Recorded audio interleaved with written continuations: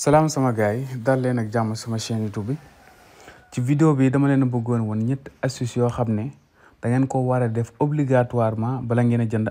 benn iPhone occasion par exemple soo leen bëggee jënd iPhone occasion boo xam ne dajuwuñ ko ci paquet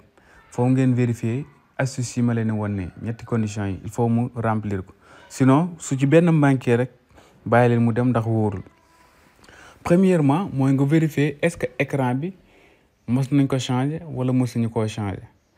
suñ ko mosee changer nan ngay def léegi da ngay dem ci réglage nga ñëw fii paramètre ngay réglage nga dem général bi nekk fii soo ñëwee général da nga gis information nga bës ci information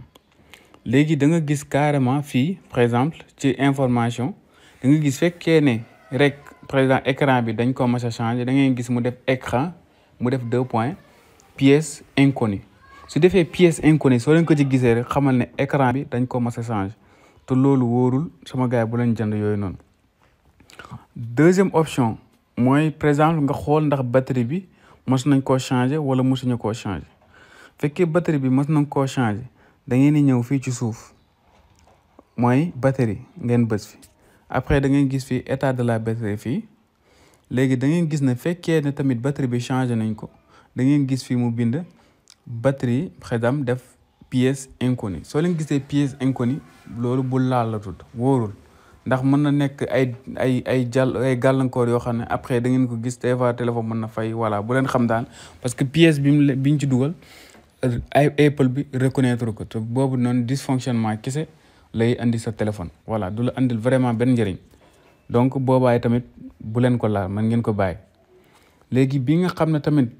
moom lay mujjee moo ci ëpp solo mooy nga vérifier ndax téléphone bi mos nañ koo sàcc wala dafa am compte iCloud bloqué wala genre yooyu noonu pour nga def ko da ngay def touche appel bi nga def étoile dièse 06 dièse nga def mu ñëw nii lii lay ñëw léegi da nga gis fii email bi mooy bi ci deuxième bi email bi nii xam nga dafa am email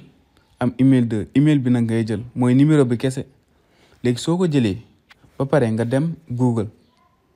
nga dem Google par exemple fii nga ñëw def par exemple email check voilà comme ni léegi soo defee email check nga ñëw fii vérifier email foofu ngay bës voilà léegi soo ñëwee ci email check nga wàcc bu ci suuf nga def check email for free nga bës foofu noonu voilà léegi ci suuf fii da nga gis benn espace bu mu lay wax ne na nga bind sa email bi nga bës email bi man dama ko collé woon ba pare nga def check voilà léegi nga patienté moom dina la jox information yi léegi fii ci information yi da ngay gis ne 13 Pro Max la d'accord léegi nga gis ne fekkee am na kii tamit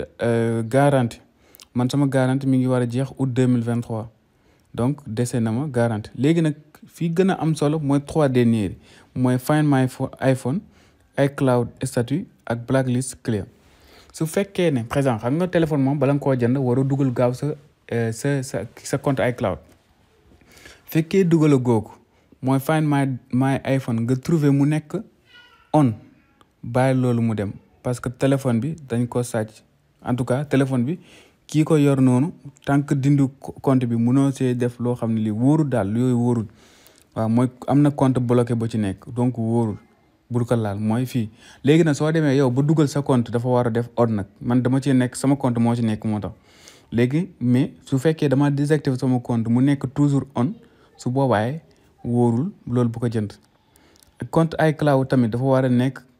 clean ak blacklist c'est-à-dire liste noire fekkee dañ ko liste noire tamit dafa war a nekk clear non la war a ne mooy clear bi ak deuxième bi iCloud statut dafa war a nekk clear find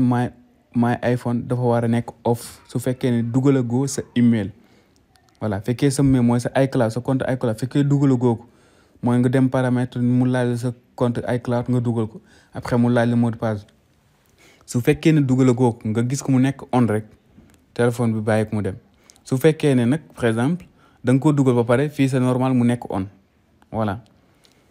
jaa ngeen jëf sama gars yi vidéo bii nag fekkee amoon na leen njëriñ maa ngi ñaan ngeen partager ko jaa ngeen jëf sama gars yi